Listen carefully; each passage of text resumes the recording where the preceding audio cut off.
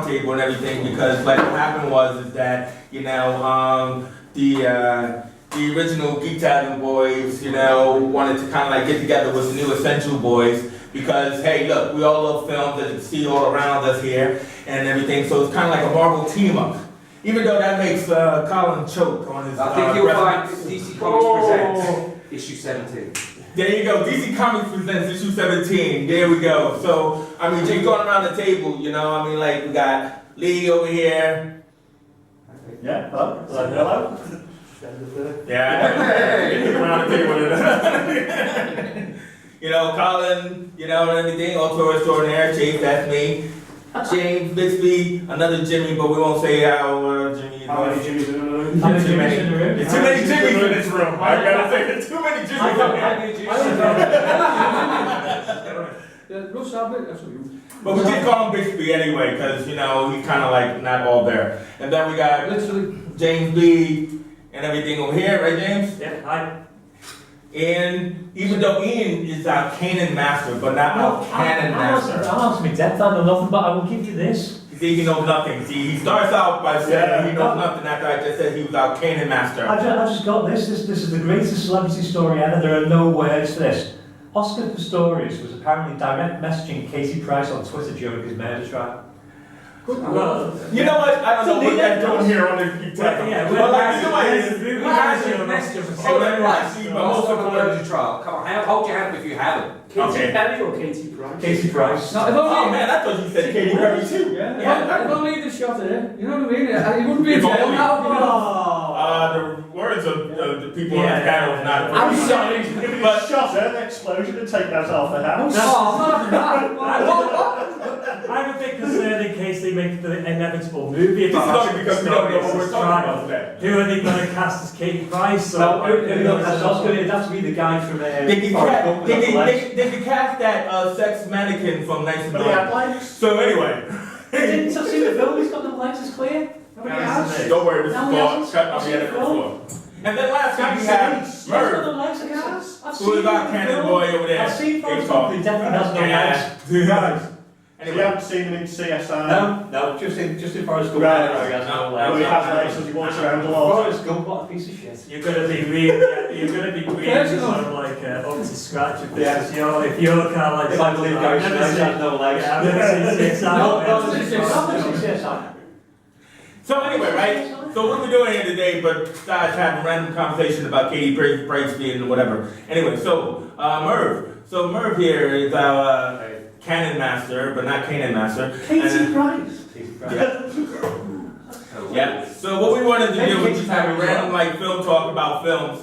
Not all of these, but just kind of like films in general. But we couldn't decide on a topic because everybody thinks about the same different things about films and stuff. So Ian always points out how lost he is. Lee's always bringing up things nobody cares about. James is always talking about just silent films. I just walked I'm not getting to a flawless myself, to be honest. In fact, I didn't even know we were doing this after it. That's why there's no empty chair and Jamie's on his knees. So anyway. That sort of film, is it? Last time I was on my knees in a film. The last time. Anyway. So what we wanted to do was just kind of What time you got back to school? Anyway, we're just gonna we're just gonna talk about films. So, hey, once again, let's start again.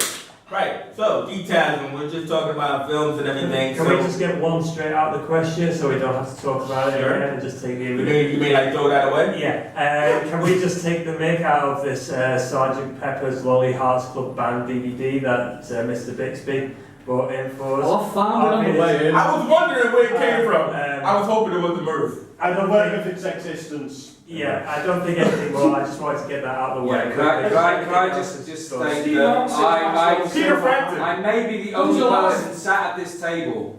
I hope, I pray I'm not. Who as a what was it, 78, 79? As 78, as somebody who was of an age, a certain age back then, who actually sat in a darkened cinema and watched. With, I probably was my best friend Paul Reese, hey, good Paul. I haven't seen you for 30 years. Or my brother, or one of my many brothers, and sat down and actually watched. When you say many brothers, are you being collective? No, You're talking about black things. Yeah, well, ironically, he's black, but he's also my brother, so he's a brother. And watched Sergeant Pepper's Lonely Hearts Club Band, the movie. So I'm one of the 8 people who contributed to it. No, I saw it. Was that a double feature with the Lincoln Lovelace? I mean, film? with not quite. the tagline, like a fantastical musical adventure, I would swear that was taken from a Disney movie at sort of. Xanadu was popular at the time. Yeah, Xanadu was 2 years later. Yeah, Steve Martin's Maxwell Silverhand. That's right, that's Yes. what I've seen, yeah. That's quite funny. Has there ever been anything more, Crap. well, yeah, but more confusing in life than Peter Frampton's career? No. Can anyone defend that? Well, sorry, I say no, but really I should say. Even he can't defend his career. He's never texted Katy Perry. Well, no, that's true. He has now. Or And Katie Price. and his dad taught David Bowie at school. Do you know the only thing that It's a big joke. What's your defence? the only thing that's missing from this classic There's no defense. is Steve Gutenberg, who's in the Can't Stop the Music, Can't stop the music. the Village People musical. I know, I love it. With Valerie Valerie Perry. And once again, Valerie I saw that. But here's the thing: I saw that picture, and the only reason I saw the picture is because the support film that was with it was you. Oh, come What was the on. surname? You're in it? Kremen, the movie. Kremen? Kenny Evans. Captain Kremen's movie, and the only reason I went to see Can't Stop the Music because I found out that because back in those days you didn't know what the sport film was sometimes. Well, You just got there and like lights went down. Oh, wait, they're showing this. Lights went down. Did you go on to see the Bloodbath at the House of Death? No. I haven't seen it. No. Is it a good film? No. Well, it's the second time this week that's come up in conversation. Somebody in this room hates it. Somebody in this room loves it. But Vincent Price is in it, isn't he? Yes, Well, he is. And it's Don Warrington. joke free. Is that right? It's truly joke It's free. just a copy. The joke free or joker free?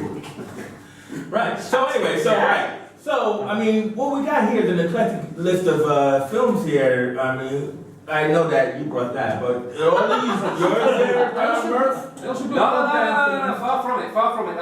I take up Mr. 007 here and the guys at the front here, but the middle bit, that's all Lee. Is that everything that's yours, James? Yeah, that's right. Okay. Jamie, yeah. All right. So Jamie had brought some tasteful films here. I mean, we got like The Godfather and Apocalypse Now, and The we got Deadpool. Led Zeppelin. The Deadpool. What the hell is that all about? The That's Deadpool. the Led Zeppelin movie they made. Yeah. The song remains the same. Is that like the Kiss movie? No. If Dolphins like the history. If only. It's not like the Billy Squires movie if you've been. Wait, I've got Dog Day Afternoon. Everybody's family should make a movie. Yeah, I They think should make the movie as good as Slade and You should Slade, make it and as- I yes. will not Oh, yes. hear anybody ever. Slade and Slade is fantastic. Slade Slade and is Slade is superb. I love it. That would be the thing, The Stardust. Stardust, that's right. How That's the way how I does just it feel want as to perhaps Sorry? ballads?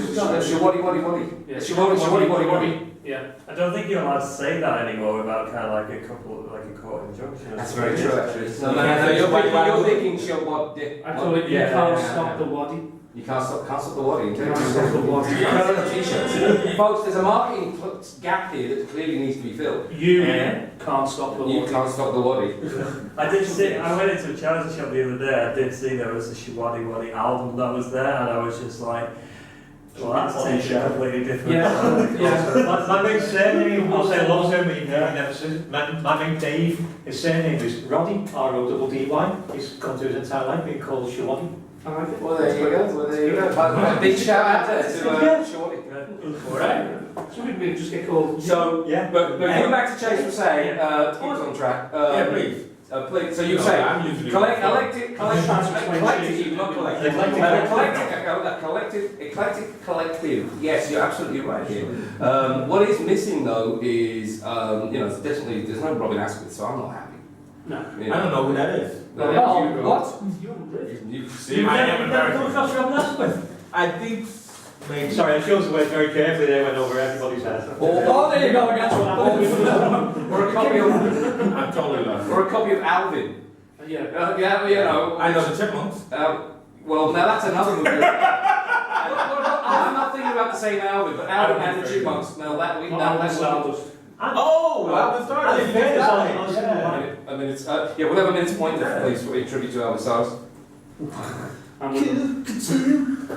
That was brilliant. Oh, People thought he was in the room if he wasn't dead. Yeah, I'm more freaked out he wasn't in the room. A white leather glove. What about Alfie Darling? Have you seen that one? The sequel Yeah, to yeah, Alfie? yeah. That was. Not good. No. So anyway, So okay, so here, Jess, lead the way, go for it. No, I was asking you to lead the way, telling us about like some of these films. Well, some of these films, well, I mean, we'll go for the obvious one as James's point. Let's turn on to James, go for it. I was going for the Enter the Dragon because Okay, James has he's just picked up my copy of the 40th anniversary edition of Enter the Dragon. What are our thoughts on the seminal martial art epic? It was the movie that kind of like that boosted martial arts from going something kind of like wire-framed into actually more practical kind of stuff. Bruce was one of the foregoing kind of like people to make these kind of like fight scenes choreographed and gritty and dirty and so like. Yeah, but Wirework came after. Yeah, I was going to start to wonder. Usually I'm the one that Yeah. The Wirework The Wirework kind of really No, I mean in the very old school Chinese. You're talking about Chen Yu and the Wuxi sort of stuff. Yeah. Right, okay, Back okay. there was kind of like the Wirework obviously was the same, but it was all these fantasy kind of like. Oh, that's what you mean. Yeah, fables and fantasies as opposed to grounded in some sort of reality that's kind of recognisable. You take a movie, say, I mean, the big movie prior to Big Boss was probably AKA The King Boxer, which was the first real breakout. I mean, internationally breakout movie for the Shaw Brothers. Jimmy Wang Yu, yes. Wang Yu, indeed, but as you say, but compared to, literally from the moment the Big Boss hit the screens, it changed. Chase is always a big fan of the term game changer, but the Big Boss was a humongous game changer. But first and foremost, because of beyond Bruce's clearly his fantastic charisma and stage screenwriter. But as you say, it grounds it in a sort of recognisable reality to a degree. I mean, obviously, the real life is that character like would have kicked a few people, and then he had his brain blown out. But people in the audience just went. Well, it's you've got to look at the movies that came out. I mean, when Bruce died, there was that big thing: who was going to be the next Bruce Lee? Yeah, even like there was the very first Jackie Chan movies where they just got him in because he knew that even Sammo Hung, he trained in Wing Chun. They got Sammo Hung to kind of like. It took him a couple of years though. Yeah, but it still took a couple of years before they accepted Sammo Hung. And then, what was happening in the background is you had in that period, they were seeing like the movie producers in Hollywood were kind of like going, hold on, there's something in this action, in this kind of money. There's money in there. So I think it was then when they kind of like went, hold on, we can do this really gritty, and that's when Jean-Claude Van Damme and that kind of like. Well, wait.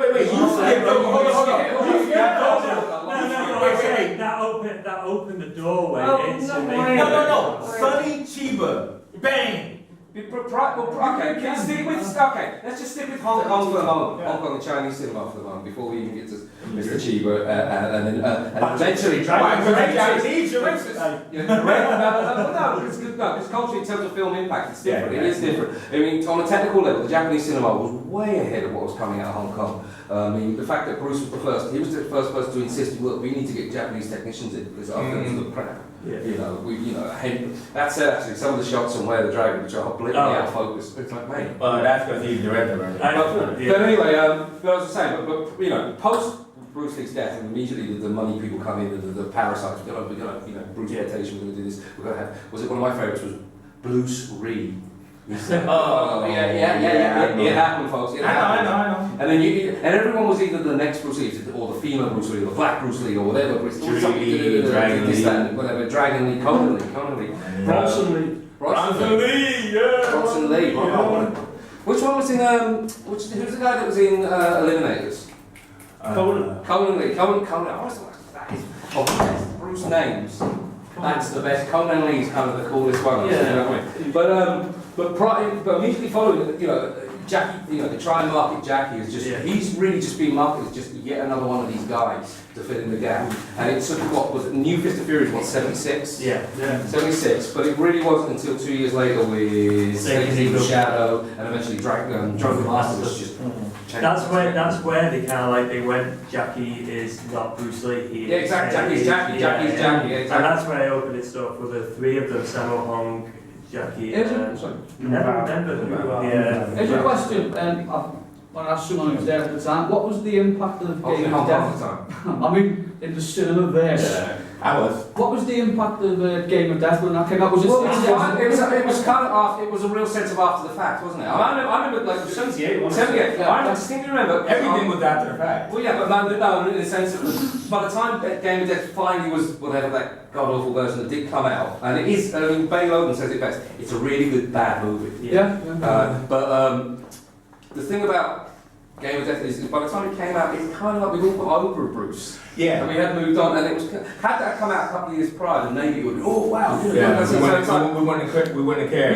we know what it is. It's you guys are scraping the bottom of the barrel. I feel Yeah, but also it was because Kareem Abdul-Jabbar also. So I mean, coming from New York at the time when it was kung fu crazy, Game of Death it survived on that one scene. Yeah, and absolutely. the yellow jumpsuit. Yeah. And it is. I mean, looking back now at the footage that they didn't use, the 45 or so. Oh yeah, the temple thing. And whatnot, and you do wonder to yourself, what on earth were they thinking? Because there's so much stuff that they could have utilised in a much better way. Are you saying it's footage that was shot that never got used? Even in all the time You they get actually the Game of Death 2-disc DVD, it's all on there. And whatever they can find. Game of Death 2. No. They did Game of Death. They did Game of Death 2. They took snippets of it from Game of Death.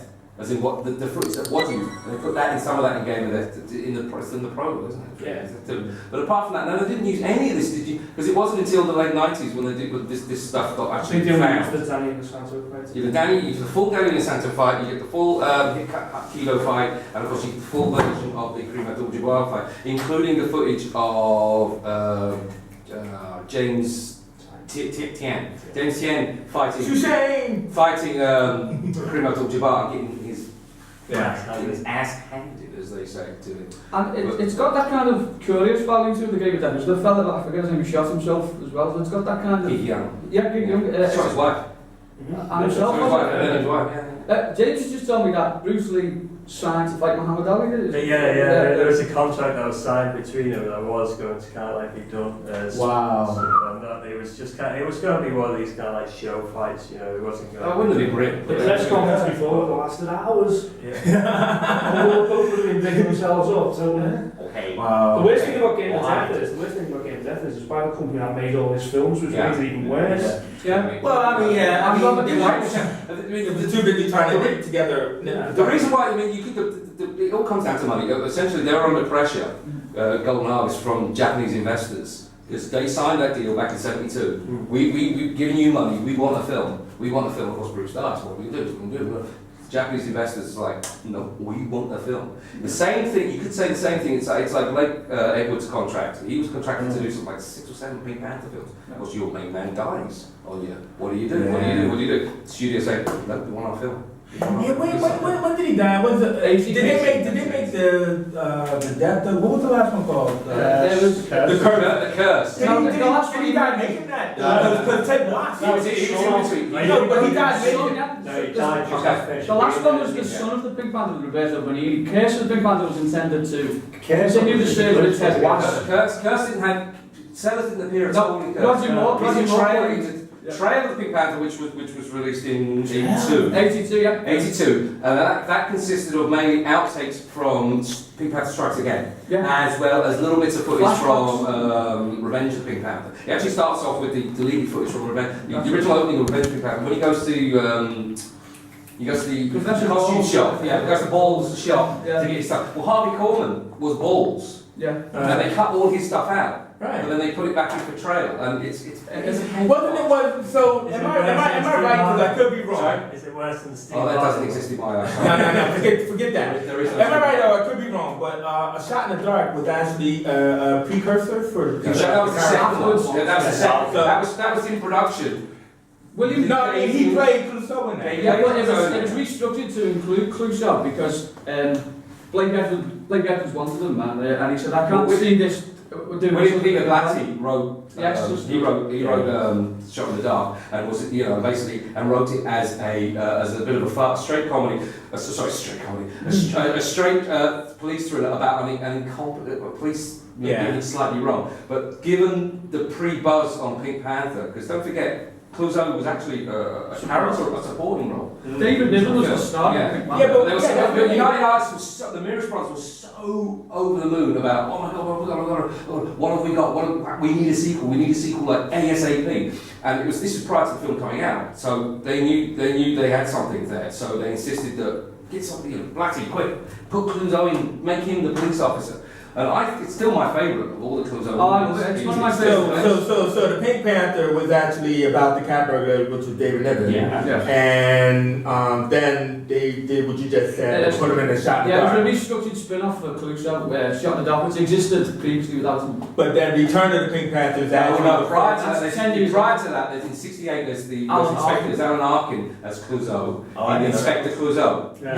And it's where Clouseau comes to the swinging London of the '60s, And Sellers, they offered Sellers, and he turned it down, and then when they cast someone else, he still got pissed off. Well, yeah, he did, but That's good, Sellers. Sellers in the early '70s, career-wise, was going nowhere because he'd kind of been just horrible to everybody and everything by basically being himself. And initially, he accepted the idea that they were going to do a Clouseau TV series with the US funded.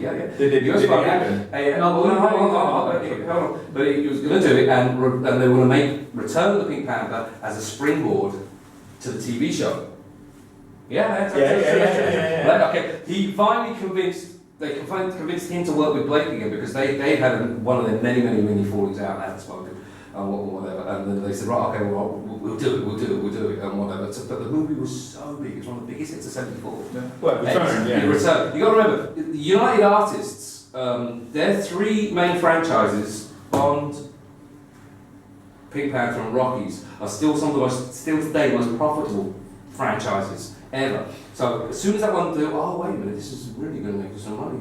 Well, forget TV. That was immediately went straight to the what's the word? Strikes Again. Yeah. Oh, yeah. I mean, interestingly, those three films in the 70s outgrossed one another. Revenge was one of the biggest films of '78, and he was working on Romance of the Big Romance, but not with Blake Edwards. Now, Clive Donner he was working with, but then Sellers died, and United Artists wanted to bring in Dudley Moore, but they wanted him to sign and Rowan Atkinson as well. Yeah, they wanted Dudley Moore to sign a 450 deal to play Clouseau. I like this as Clouseau. Well, it's better than choosing Ted Watts, isn't it? Yeah. He was the Ted Watts was Martin, Ted wasn't. Well, let's not do Clouseau. Let's just do somebody else. I mean, to be fair to them, at least they tried. But it's one of those things. I'm sorry, it's Sellers' gig. Sorry. Oh yeah. It's like well, we don't need Clint for another dirty haircut. Let's get somebody else. It's like someone else playing the Tramp, the Charlie Chaplin Tramp. It's some synonymous with Peter Sellers that he got it. And when someone else does it, you're only going to get a sort of reflection of that. You're not going to get the essence of what's. You know what, the Steve Martin version was harmless. It was harmless or horrible? That was harmless. Well, it was just a waste of time. Yeah, it didn't need to be done this nose packaging. But I just think that Martin was at the end of the game. Martin was just at the end of the game. It's what Martin got wrong. What Martin got wrong Martin family. Martin played the character as though he knew he was an idiot, whereas Sellers would Clouseau would never admit. He's the only guy in the room who Did you just say Martin went family? Well, I mean, like that's just like saying that Eddie Murphy went family. Yeah, I mean, either way, that's what I was gonna say. Was you talking about two? Exactly. You're talking about two comedy giants, right? In that time, and then they went family entertainment that ruined their careers. Yeah. Okay. Murphy still Katy Perry. And Mel He's done Mel B. It's interesting actually. I'm just thinking how we've gone from Enter the Dragon to Pink Panther to Katy Perry again. Well, not So Russell Brand who was chasing the dragon all the time. But actually, what I was gonna say was when you brought up that whole United Artists thing, is like, you know, because the conversation that has been spurring around was like the whole Rocky scenario and everything else like that, you know, and just kind of like to get other people involved in that is like, what do people think about that? Because one of the things you guys were talking about was, you know, somehow either, you know, bringing it back or how great Balboa was, which I didn't think it was. It's okay. It was the greatest movie ever made, but I tell you, there's a whole heap of worse movies out there. You know? Oh, yeah. But it was okay. But it was a nice way to say, right, that's it, done now. We're done. And then the rumor that he wants to come back again. No, he wants to do an Apollo Creed movie. That's about Creed's grandson. I'd like to come back to this conversation in a couple of years' time because they're making a Rocky musical. They made it, it's been on Broadway. Oh, right, okay, they made it. It's on Broadway. Yeah. You gotta have like kind of you gotta give it kind of the no, for things like, you know, like 6 days in the morning. That's just actually just rhinestone that you're talking about. Yeah, dagger. Or better than a whorehouse. It's like Life just left the room. it's like my question is, Stallone and Dolly Parton, who had the bigger cleavage? Yeah. I mean, I would like to see Dolly Parton smaller. No, but you get to see all of Stallone's breasts. Well, that's not a good thing. Moving on, yeah. Okay, alright, well, let's bring Uncle Colin into this, because frankly, he's usually just yabbering 10 to the dozen here, but bringing up a personal hero to some of us, if not all of us, Mr. John Carpenter. Well, I'm just going to hold it here, this sort of Prison 13. Possibly one of my two favourite Carpenter movies of all time. Yes, I was watching the last. I'm not going to say what the other one is. You can guys work it out. We saw Pirate VHS back the opening weekend. This is the world I grew up in. Folks. My local youth club used to show. The youth worker used to bring in his video, and they put videos on. We'd watch videos on like a Friday night, and he used to bring pirate ones. It's a proper youth club. This is a real youth club, not in his shed. All right, he's getting fired. Anyway, cut long story short, he had the thing, and the youth club was round the corner. Would you like to see my place? Round the corner from the cinema, which was showing Odeon Cinema Oh, God, in my hometown, and they used to show, and they had it at the same time. So we were all kind of made up. And my friend Darren Carr, when the dog's head split, got up, because we would have been about 13, 14, got up and went, what this? Fucking hell, what you do? And he's never, for the rest of his school years, was never to forget it. The thing is, There you go.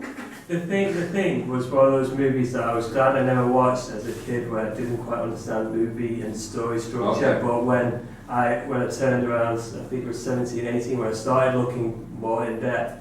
It wasn't a creature feature movie. It was that sense of paranoia. It was the Ice Station Zebra. Yeah, it was. Is that what it's about? It's not about zebra's. Ice Station Zebra. Oh, yeah, I was disappointed I was Zebra, because I want to see Jim Bradway. I always want to see Jim Bradway. What was he doing? Jim Brown would have been creating the thing. On a zebra in the sun. What was he doing? Ice Station Zebra is a black and white movie about isolation, man. What are you doing? Hey! There's young kids there, they just have to leave. I was on a horse seat. About you guys, frankly. You were the only support. Because Rock Hudson was doing similar things in Ice Station Zebra. That's what they come to. Phenomenal thing. So I am moving. Yeah, so that was another thing. But getting up to Carpenter as in general, what are our thoughts The last thing on earth is